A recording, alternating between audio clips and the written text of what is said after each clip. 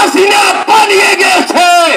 হাসিনা এই বাংলাদেশের জনগণের নেতৃত্ব দেয় নাই, সে নেতৃত্ব দিয়েছিল ভারতের।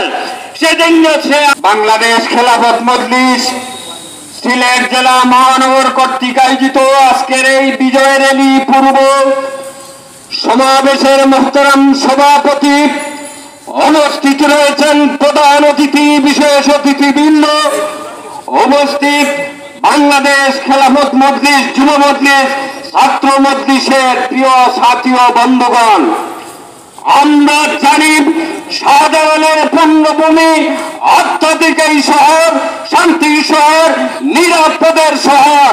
বিগত 16টি বছর এই শান্তির আধ্যাত্মিক শহরকে বেশিরভাগ হাসিনা সরকার এই অঞ্চলের মানুষকে বলে শান্তিতে ঘুমাতে দেয় নাই। আমরা জানি আমাদের নায়েবে আমির শাহিনুর পাশা চৌধুরীকে মসজিদে এতেকাফরত অবস্থায় গ্রেফতার করেছে।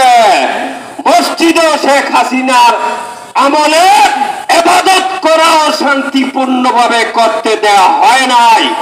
এমন এক স্বৈরাচার আমাদের মাথার উপর চেপে বসেছিল। সংগ্রামী সাথী ও বন্ধুগণ, এই স্বৈরাচার বিদায় হয়েছে। পৃথিবীতে মাত্র 5 থেকে 6টি রাষ্ট্রের প্রধানরা পালিয়ে গেছেন। সেই ইতিহাস হাসিনা রেখে গেছে। হাসিনা পালিয়ে গেছে। হাসিনা এই বাংলাদেশের জনগণের নেতৃত্ব দেয় নাই, সে নেতৃত্ব দিয়েছিল ভারতের। সেদিন সে আশ্রয় নিয়েছে ভারতে। সংগ্রামী সাথী ও বন্ধুগণ, হাসিনা আমার ভাই নারায়ণগঞ্জের ইকবাল ভাইকে কারাগারে হত্যা করেছে। আমার শত শত ভাইকে যেভাবে হত্যা করেছে, যদি হাসিনাকে একবার ফাঁসি দেওয়া হয় তার সুদ হবে না, শত শতবার হাসিনাকে ফাঁসি দিতে হবে। সংগ্রামী সাথী ও বন্ধুগণ, বিচার কার্য শুরু হয়েছে।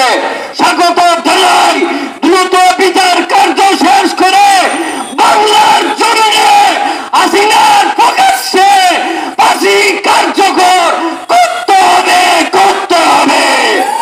সংগ্রামী সাথী ও বন্ধুগণ, মামুনুল হকের নেতৃত্বে জুলাই অভ্যুত্থান যেভাবে শুরু হয়েছিল, আগামী দিনের খেলাফতের অভ্যুত্থান তৈরি করার জন্য খেলাফতের কর্মী ভাইয়েরা ময়দানে ঝাঁপিয়ে পড়তে হবে। খেলাফতের দুর্গ গড়ে তুলতে হবে। ইনশাআল্লাহ আগামী দিন হবে খেলাফতের, আগামী দিন হবে ইসলামের, আগামী দিন হবে মামুনুল হকের। সেই প্রত্যাশা রেখে আমার সংক্ষিপ্ত বক্তব্য শেষ করছি। নাসরুল্লাহ ফাতেহ কারীম।